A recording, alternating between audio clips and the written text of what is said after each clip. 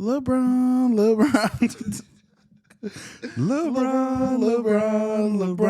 James. LeBron James. He's back, yo. After a long injury. The GOAT, LeBron, Raymond James. He might be out again after all that glazing. Fuck it, man. Get my nigga injured groin, man. We on here. Cut the mic. Put him on the injury list with an injured groin, man. My GOAT, LeBron James, is back, man. Forget an introduction. We back to talk about the GOAT, man. From the shores of Montezuma to the hills of Tripoli, I'm back here podding with my brother in buffoonery, Jay Green with the green. Shimshan, yes, sir. Nah, don't I be with Jay Money serving everybody? Extra cheese and broccoli. Hey. What's going on with people? Welcome back to another episode of the Special Close Talk Podcast. As Frank already introduced it, you already know me as your boy Jay Green with the green.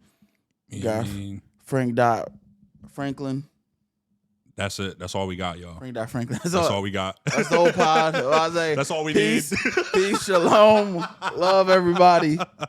What's going on with you, though, Fry? How you been? Hey, man, I can't call it. I might spoil it, man. That's real. I hate old heads, man. But they always come up with the heat, man. I just saw old heads say, boy, you smooth like room temperature butter. I said, oh, man, that's cook. That old head was cooking right there. I can't even lie to you. Cooking. But I'm good, man. Thanksgiving coming up. I'm gonna be at your crib eating up your food. There you go. Put my foot on your table. Your table is carried out. Mommy slapped the shit. What? Wait, clearly Frank is drunk in here. Somebody. I'll just be F. I'll lose 4 letters, Jeb. Somebody the RNK's out of here. Gone.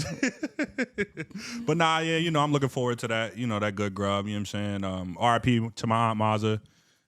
She passed away Thursday last week. We just had the funeral today. So definitely, keep my family in your prayers, man. Definitely. But overall, I'm in good spirits, man. Just trying to keep my head up. Trying to maintain and keep balling. How you holding up though, bro? I'm good, man. Like you said, Thanksgiving season. Well, one of the best seasons. Eggnog back. You know what I'm saying? Talk to him. That play on Thursday, it's very good critical. Yo, eggnog hit us like crack in the 80s, bro. Bad. Yeah, I ain't gonna lie. I go to Wawa. Soft sales go up. You know my stomach be on the fritz. I don't even be caring. I be at Wawa. I grab them joints by the quart. It's over. Ain't no telling when I'm shitty. Ain't no telling. I'm gonna be hurt, but good. You know how it is. Working, doing my thing. Shit, I found I had a lot of PTO left at work. Hey, I said I put in for the rest of this week. Yeah, I worked Monday. I said Monday. I said, why is it feeling like a Saturday? Sunday, Monday, great today. Tuesday, Wednesday, Thursday, Friday, Saturday. But I am chilling. I feel good. You know what I'm saying? Blessed as usual. Yeah. So many great things going on. Besides, I'm just gonna say it because the Eagles getting their face stomped in by the Cowboys like that. It's been on my mind. I was so hurt. Hyperbolic. Face, bruh. What I hear, yeah. That whole second half is just face stomped in energy. That shit said punt. Honestly, you know what? Real. You know why? Because honestly, we really didn't get our face stomped in. The Eagles offense got their face stomped in. The Eagles defense couldn't be more proud of you guys. Well, I couldn't be. Adoree Jackson, get off my team. Sidney Brown, your damn bandicoot. Relax. Yo. Nah. That felt Jayden Whitlock-esque. Oh, that was Jayden. No, fuck it, bro. You gotta watch Sidney Brown highlights. Mind you, who did we just play? We played somebody, and he just kicked the player in the face. Damn. Like on the kick return, like how everybody else is hitting other players. Sidney Brown just jumps up, kicks a random defender in the face. Hong Kong Phooey type shit. Bro, this nigga's crazy. That's why I said you fucking bandicoot. Relax. Like, there's something wrong with bro. But stop doing a bump before the game, Aki. Bro, he's be doing anything. But all of the Sidney Brown though, because I ain't gonna lie. Because when the team fights be happening, He'd be there first He'd one. be right in there. It'd be him causing the fight. He was looking at you too long. Hurts. Nah, I gotta do him. Hurts. Like, it honestly, it's a very sick situation. Yeah. You know what I think it was, bro? I think, and we lost the ladies, by the way. Sorry. We'll be back to our regularly scheduled program in a minute. But you know what I think it was? I think when they get these leads like this, they kind of just get, they start getting pedestrian with the game. Because it's like, when you see, like, when they were down to the Rams, they were like, yo, we got to turn up. Yeah. And they turned up. When they got that lead up on the Raiders, they let the Raiders, not the Raiders, excuse me, the Buccaneers. Yeah. They let the Buccaneers score 17, like, uncontested points. Start running it up on us. Luckily we was able to pull it out, but still. Right. A win is a win, but, they've been saying, A.J. Brown.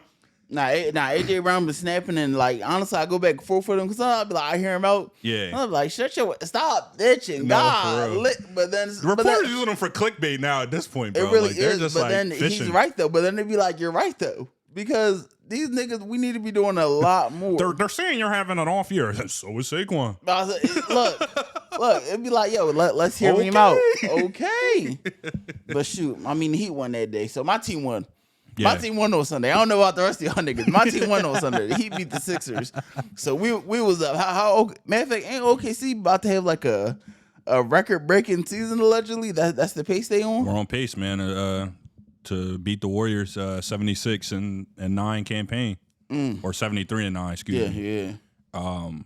And that's crazy considering like the injuries. Like J-Dub hasn't even played this season. J-Dub ain't played this season? He hasn't played this season at all, bro. Lou Dort been in and out of the lineup. Caruso, Chat, bunch of people. So we gonna see, man. We gonna see. Shea hasn't played a lot of fourth quarters.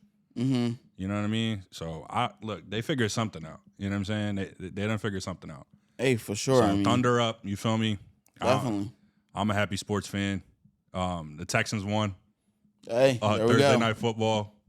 I lost both my fantasy leagues this week. Bro, I got spanked in fantasy this week. I think I put up like 83 points. Opposing team put up 150. I said, dear, why me? What did I do to deserve this fate? I was getting spanked. You sure you want to know? You right. Look, matter of fact, who am I to question? You right. You definitely right. When your homie start playing defense. Bro. Like sometimes you gotta keep real with your game. They be like, yo, why is she acting like this? Do you really want to know why she's acting like this? Anything to do with? Matter of fact, you know what? You got it, bro. Yeah, look in the mirror. It's Green Goblin looking back at you, Slime. For real. Coward! I can't help but feel like that's how Epstein, like the whole Epstein files, is looking at Trump. Like it's just Green Goblin him. It's just like he knows he's on this list. He knows he's in the emails. We've seen the parts where he's in the emails, but he knows the second that that full list, they put out everything. Right. You're cooked, buddy. You're cooked for good. It's over. I honestly don't even see any consequences coming other than like the court of public opinion. But, yeah, because didn't right before he got in, a lot of people were saying, and I definitely still believe on the level that's part of why he even ran the second time is to avoid like penalties behind whatever happened on January 6th. Yeah, that definitely has a lot. So like I'm not sure like exactly what they were saying. They were saying like, oh, the president has certain immunities.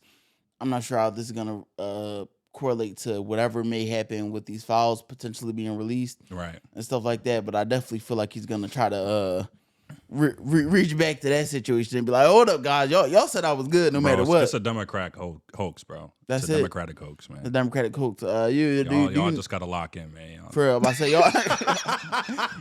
I can't even do that. Y'all libtards not locked in at all. Y'all libtards is not locked in at all. But, yeah, man. I mean that.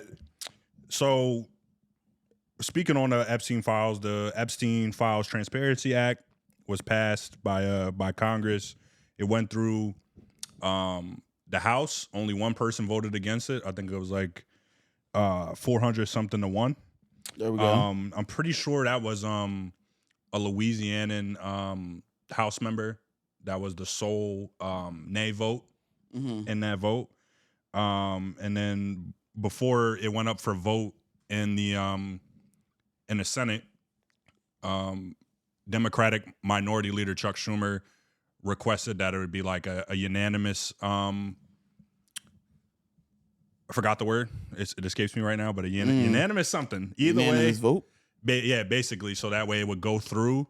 And, there wouldn't be any amendments. There wouldn't, be any alterations or anything. It would just go straight through with the idea that everybody was going to vote yes. Yeah. And that's basically exactly what happened. That's good. And people that were against it were kind of basically like strong-armed because it's just like, if you don't vote, if you vote no to that. Yeah, I say, like, I felt like definitely the court of public opinion has the right to go. Yeah, you're cooked. Why would you vote against this? Like regardless of if you believe, right? Let's just say you don't believe or you do believe that Trump or whoever is involved in this. Right. Why are you voting against releasing stuff Are about a pedophile? Like what? Why would you vote against this? Right. So, I mean, I think that a lot of the Senate members were definitely swayed once they talked to a bunch of the victims and their families. Yeah. But it was signed into law by Trump, and now it sits with the Department of Justice. Right, they're holding up behind an investigation. And it's gonna be mad flim. We might not ever see it, honestly. But I say take the win where you get the win. Definitely. You gotta count the small wins. It's just good for your mental health. You know what I'm saying? But they have 30 days to release the files, which include flight logs, travel records. Protect the victims' identifying information. And this came after the DOJ had previously released some files. And there were also some emails that came through that were, brought up Bubba and, things of that nature. I might be trying to get me some of that Bubba after the show.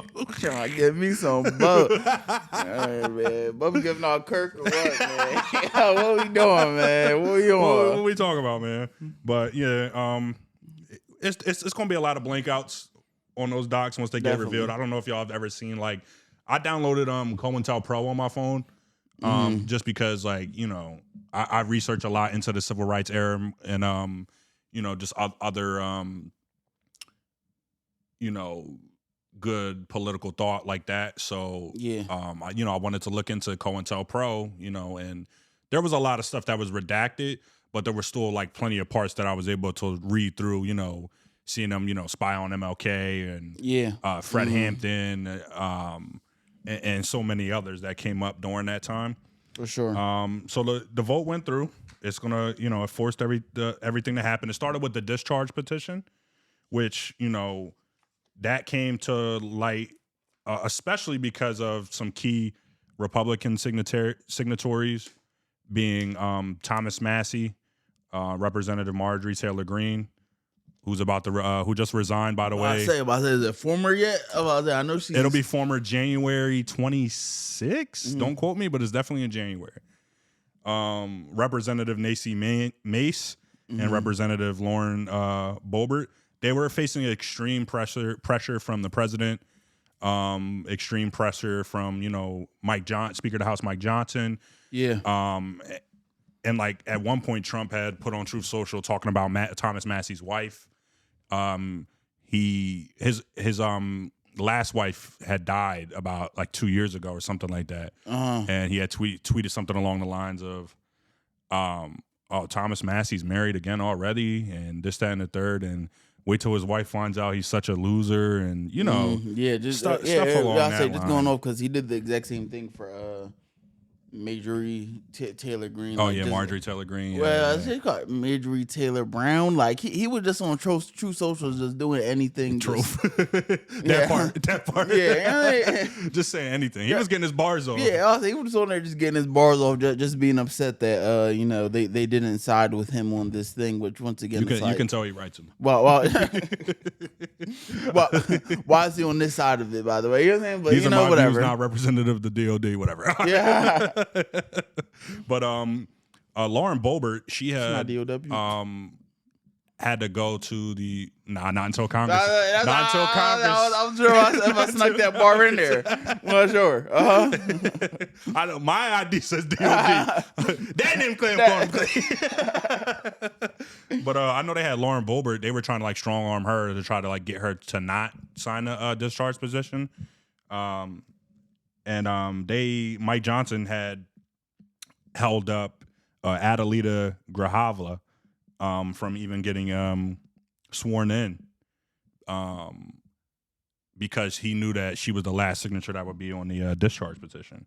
Mm-hmm. But, they got the 218 signatures that they needed on November 12th, and, it went to a vote, and it passed 427-1.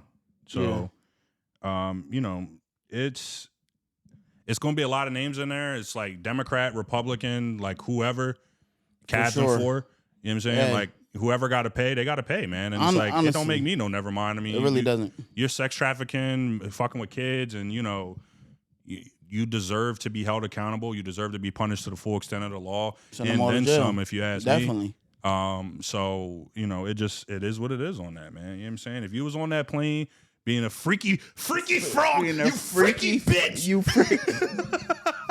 you frog. If you was on that plane being a frog, like Frank said, I do not care. I feel like this is a bipartisan issue.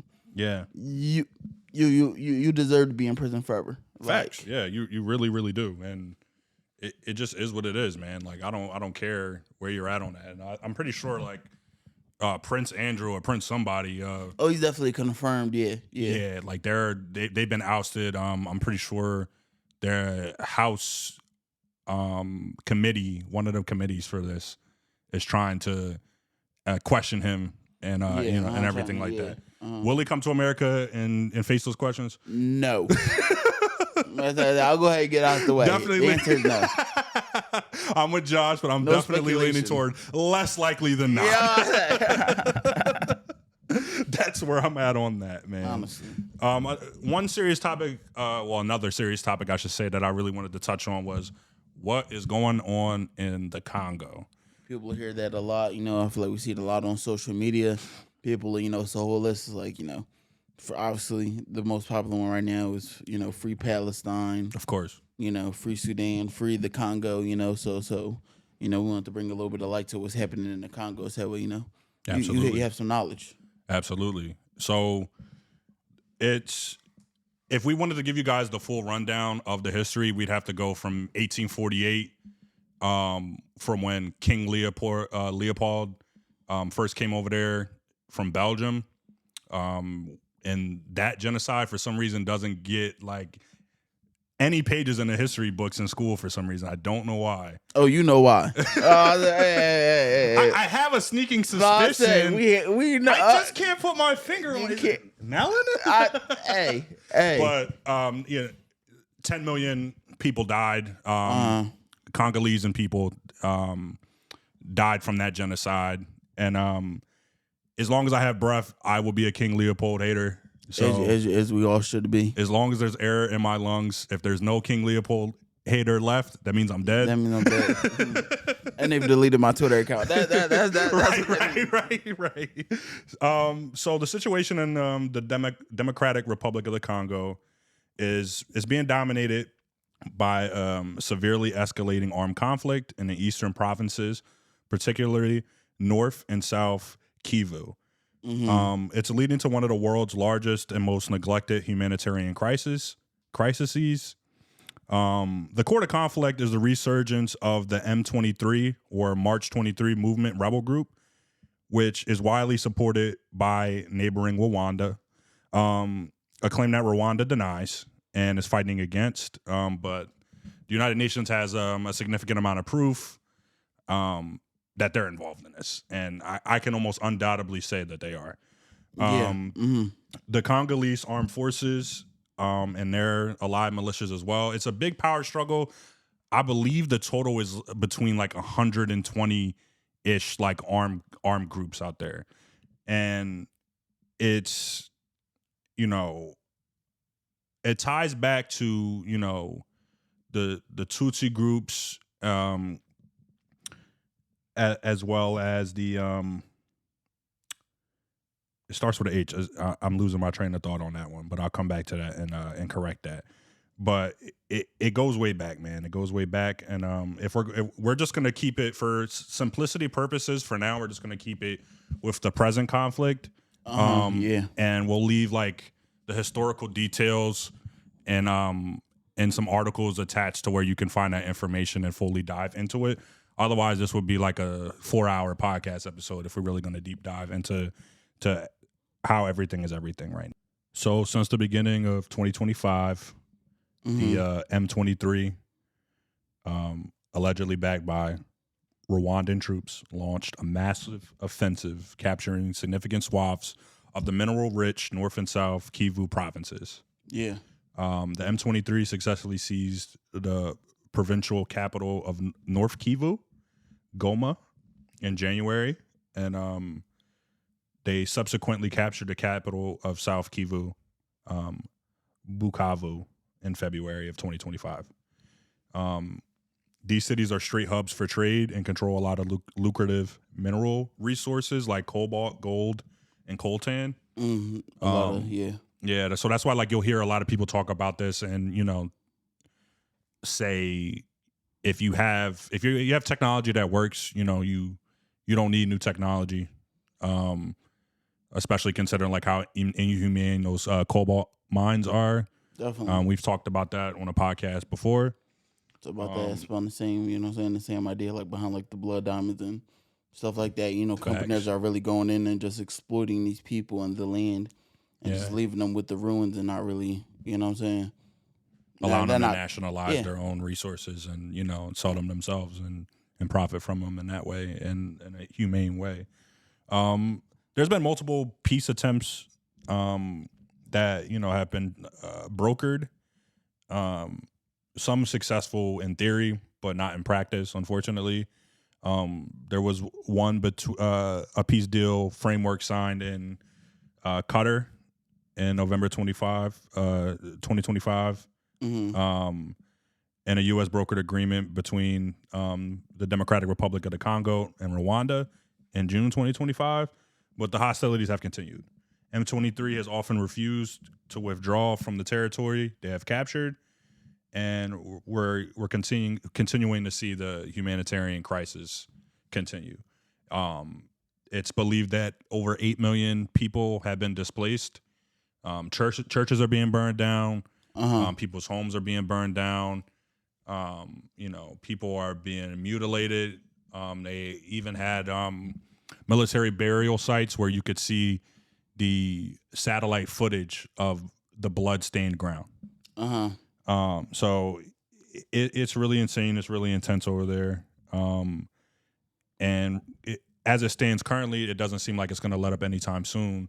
And a lot of this comes from the fact that, the government itself of Congo is pretty weak. Yeah. So there's constantly turmoil, whether that's like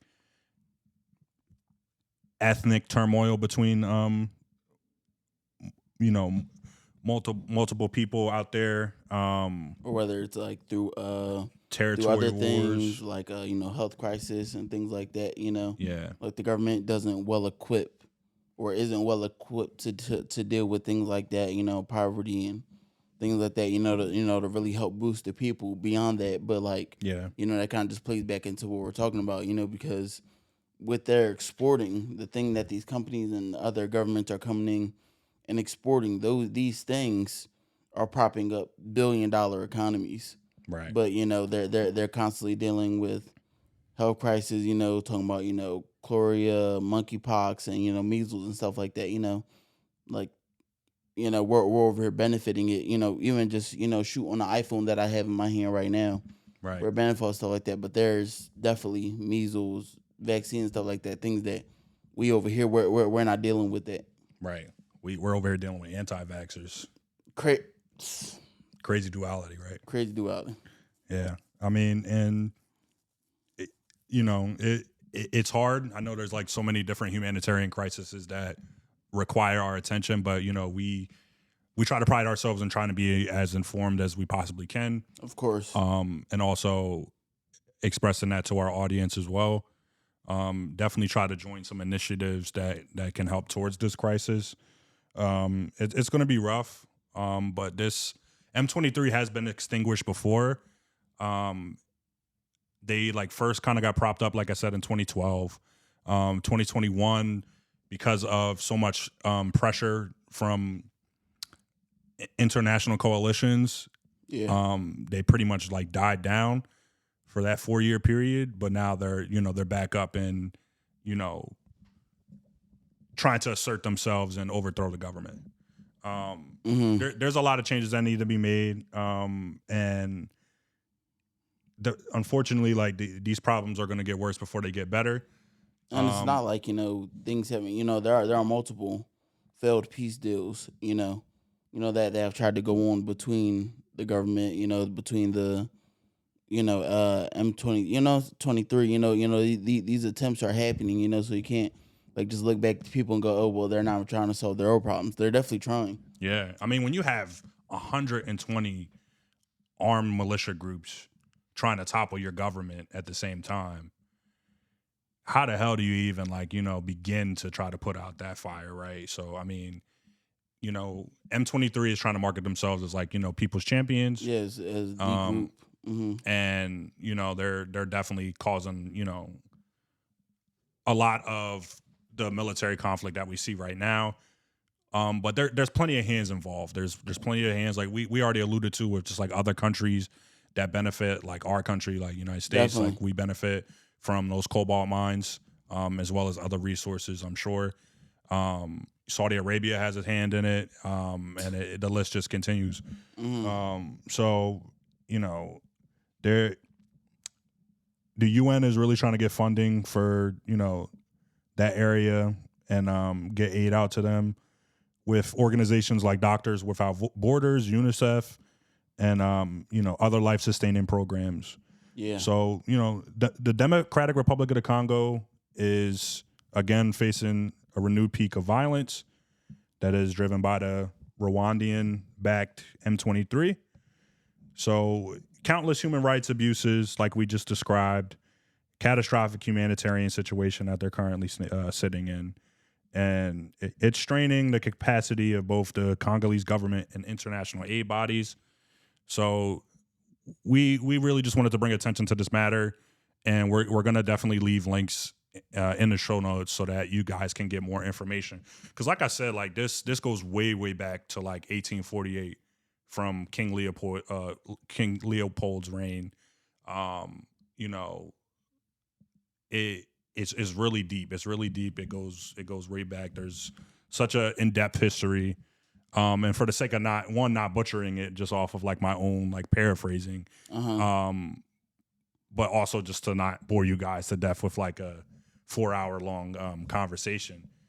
And it's better it's better when you do your own research, because definitely you just feel more engaged about it, Right. It feels more intentional than us presenting, you know what I'm saying? Like, exactly. We're trying to give you just the baseline, so that way you don't feel like you're coming in completely blind. Right. Which is why I feel like a lot of people don't. Links. That's a big alley-oop, right? Yeah. So. I feel like a lot of people don't research because they don't want to come in blind and just feel dumb about what they're reading. You know what I'm saying? Right. So definitely tap in, and you know what I'm saying, free all the oppressed people. What they say, oppression, injustice anywhere is injustice everywhere. Yep.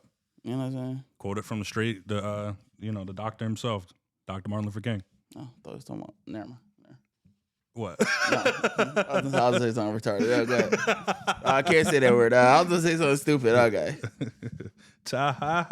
Also wanted to touch up on a bit of this like developing kind of, I guess you could say like military beef, because Nigeria and United States do have like military security kind of like partnerships in a way. Yeah. This month, President Trump, he publicly threatened a possible military intervention. Talking about like guns ablazing and just like, whatever he says, basically. In Nigeria, if the Nigerian government fails to curb the attacks on Christian communities by jihadist terrorists and other armed groups that are out there, it's it was kind of like later redacted in a way where it was like, first of all, the Nigerian government firmly rejected the idea of any unilateral U.S. military intervention to begin with, but they definitely welcome security cooperation, which has been the case thus far anyway. Like we share technologies, education and training. We do joint exercises between Nigerian and U.S. forces, and like some of the exercises are called like African Lion and Oban Game Express to improve cooperation on counterterrorism, maritime security, and border security. So, that was kind of just like a hiccup. There has been like, hiccups like that in the past between U.S. and Nigerian relations, especially as it pertains to security. But at the end of the day, like they're a key. Nigeria's a key U.S. partner in sub-Saharan Africa. Yeah, and should continue to be. Definitely. So I mean, if anything, that was more of like a gaffe on Trump's part, really. Yeah, definitely just spouting off stuff. Just be talking. Yeah, but. just be going off. I say he wasn't going off. Yeah, I don't. You can't just do that when you're the president. Seen. If you're just a citizen and you're talking goofy shit as it pertains to like international security, you're just a citizen that's doing it. Exactly. You know what I mean? But as the president, that's just unacceptable. Right. That's a national security threat when you're talking about coming in guns a-blazing. What does that mean? We want to talk about a lot of things going on, man. Yo, Trump was looking up. Did you? Please tell me y'all saw that picture of Trump looking at Mom Donnie. Oh yeah, I saw the their like press interview between Mom Donnie and Trump. You see that one picture of him looking up though? I'm talking about I didn't see that. Yeah, Trump is just sitting down and he's like looking up at Mom Donnie like it's the funniest picture of all time. I love it. Yeah, but definitely go do your Googles, people. Do your research, and we're gonna leave links for you. And I don't know if you saw like the full like press interview between Mayor-elect Mom Donnie and Trump. Not the full thing, but those journalists were trying so hard to make them hate each other. Yeah, like they had a meeting that went really, really well, and they're also trying to like they were asking some questions just like, are you high right now? Do you ever get nervous? No, I'm playing. Yeah. Asking questions like, Mom Donnie said that you were a fascist. And he said it's fine. It's fine. I've it's been called to worse say yes. things than a despot and stuff like that. Yeah, he had some responses to it. He's just like, you don't have to answer that to like some questions too. And definitely on the same side, they definitely tried to shoot at Trump. Right. By making him ask uncomfortable questions like, oh, do you still believe that you're gonna send in ICE to or send the military to New York? He's like, you know what? We both want crime to go down. I don't think that would be necessary. That's fine. He was, political races. You say stuff that you don't mean. And like at one point they asked like, oh, do you still think like Mom Donnie's a jihadist terrorist or something like that? And he was like, well, no, basically, and was pretty candid with him, overall. So, I mean, at the end of the day, federal support to New York, along with like initiatives that they're really trying to do, would be helpful. So, I mean, I like the fact that Mom Donnie was in there and he wasn't like, trying to like self-edit. Yeah. He wasn't scared to take it to the people. Right. And he didn't like readjust anything that he said. Like, he didn't take back anything that he said. He was just, he said, we have some disagreements with politics and this, that, and the third. But like he never was like, oh no, I don't think he's a fascist. You know what I mean? Like he never redacted anything, like walk back any of his takes. So, and I mean, if anything, like Trump was in a way. So it was like, they hate that this went so well. That's all I can say. Like, definitely a lot of people upset that this went so well. Yeah. So, I mean, I'm glad it did. And I hope that, New York gets the support from the federal government that they need. I'm sure there's going to be more political theater involved, especially, of course, as Mayor-elect Mom Donnie assumes office in January. But I hope all the best. And, a good New York is is good for America at the end of the day. Definitely. So, and good for me. I like to go to New York. You know what I'm saying? You're cool. I don't really be out there, but You know what I mean? I'll be out in Brooklyn. You know what I'm saying? I'll be out in Flatbush. 100 clips. Oh, nah, yeah. All right. I'm ending the pod. I'm ending the pod. Peace, love, positive. Yeah, I'm not messing with Frank. What I do? I'm not messing with Frank, yo. yo. Shit, I just got it. I'm not messing with Frank, yo. Somebody end the pod, man. Hey, thank y'all for tuning into another episode of the Special Cloth Talk podcast. Like we said, there's going to be more information about what's going on in the Congo in the show notes. And we appreciate y'all love and support. As always, happy Thanksgiving to all y'all. Happy Turkey Day, everybody. Happy Turkey Day. Peace, positivity. Shalomski.